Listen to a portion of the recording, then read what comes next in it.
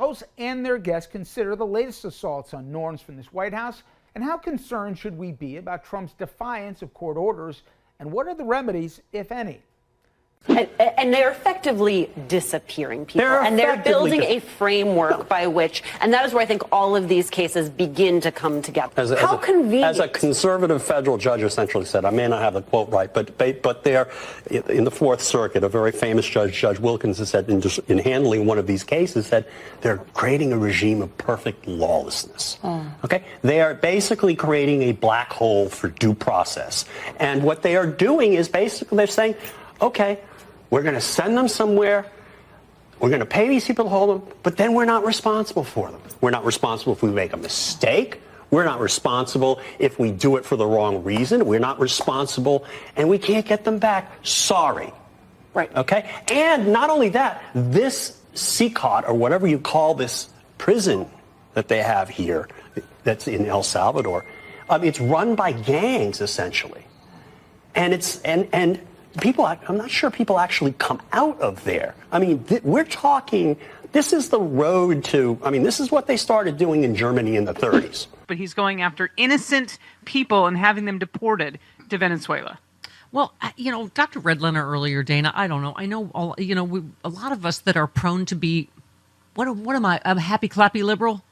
Chris, I don't know, prone to be optimist. Sure, you try to be. He's, trying to have faith right now in the courts where we are winning. I mean, I guess the problem is the compliance part of that. But That's it right there. But federal judges in New York and Texas yesterday took illegal action to block the government from moving 5 Venezuelans out of the country until they can fight the government's attempt to remove them. The men were identified as belonging to a gang, claimed the lawyers their lawyers dispute. I mean, that's the problem. This can't be just whoever Donald Trump says is a terrorist or a gang member, right? Absolutely. Absolutely not. And what worries me is when they've already been sent over there, I hope that they're being protected, because if they're supposed to be coming back to the United States and he's not letting them, part of it is because what they've seen and what they know, because they were on these flights and they should not have been.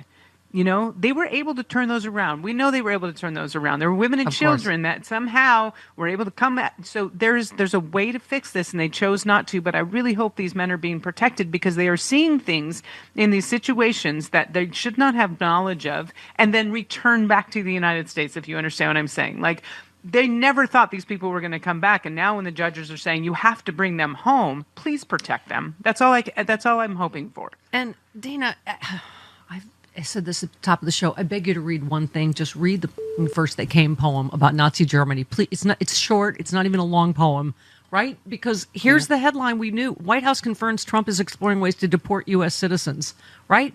Yesterday it's Venezuelans, right? White House press secretary, press room Barbie, your sorority sister. Hey, girl. Yeah, Caroline Levitt. Said Trump is exploring there are no legal pathways to deport United States citizens. She suggested the effort would be limited to people who've committed major crimes, but Trump has also mentioned the possibility of sending people who commit lesser offenses abroad. It's not clear what legal authority could be used to justify expelling U.S. citizens from their home, because there isn't any. Trump on Air Force One said, this was Sunday, he said he would love the idea of removing U.S. citizens, adding it would be an honor. He proposed the idea in March when Tesla, really, for throwing a Mardi Gras bead at a Tesla, you can get sent to a gulag in El Salvador? I mean... You know what I worry about, Steffi? April 19th, if he decides to invoke the Insurrection Act, then he can just label this as anything he wants and then say that these people are committing a federal crime. Those are my fears, because these protests are huge and they're making him look really bad, and they are very scared. He's going to want to find a way to stop them. Yeah. So I hope that people do not fall for this. You get out in the streets, you protest. It's our First Amendment right. And the more of us there are, the more they'll understand that we are not going to just lay down and let this happen to our country. Yeah. So there's Press Barbie, and then there's Ice Barbie, Kristi Noem. Kristi Noem. Please and thank you. Wearing her Rolex, pointing a gun at the guy's head next to her. Oh, my God. Dana, did you see? First of all, okay, I apologize, because I did say she was hot. You know my, taste in women. Your taste in women is questionable at best, Stephanie. You know she's my type. But it was during COVID. I didn't know she was a Republican. I'm like, she's definitely your type. Yeah, she is.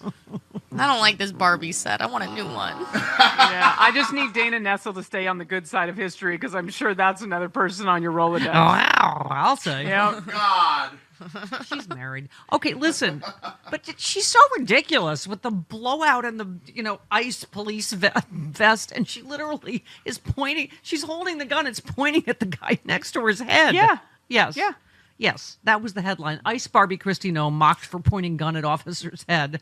In a video posted to X, she was working with ICE. She said she stands between two men explaining what they've been doing. She said, "Here we are today with Marco and Brian." Are they both still with us? Okay, she says with the muzzle pointing toward. Oh, that was Brian's head. It was pointed at Brian's head. Poor Brian. Yeah. Yeah. Oh boy. We barely knew him. That might be half a morning show now. Marco and Brian. Let's just hope his military name isn't Mad Dog because she'll totally take him out. Hey! Oh, that's funny. Oh, my God. No, there's only Marco in the morning. Wow. Okay. They're letting me roll with them. We're going to go out and pick up somebody who I think has got charges of human trafficking. Oh, well, You think? Who needs evidence? That's just you have a spidey sense. Okay. No, Oh my God. Ruben Gallego posted a video. Said Christy Nome doesn't know how to hold a gun or run the Department of Homeland Security. Oh my God, they're just a parody of themselves.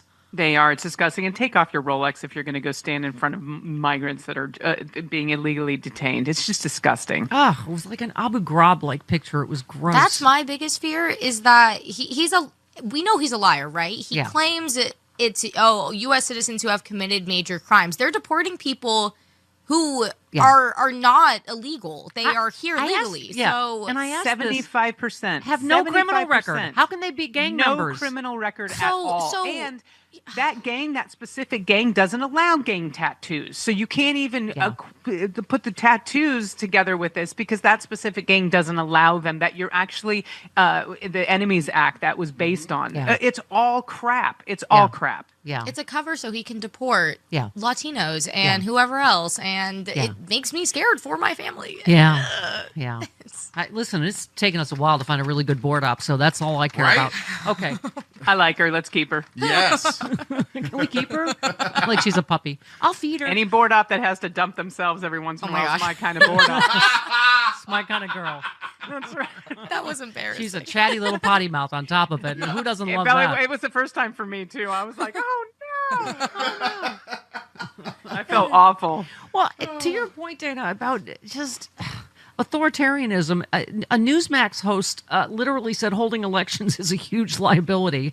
The president of China he's talking about doesn't have to worry about elections. That's a huge benefit. Trump talks about that a lot. He's jealous of that because imagine what you could do if you didn't have to worry every 2 years.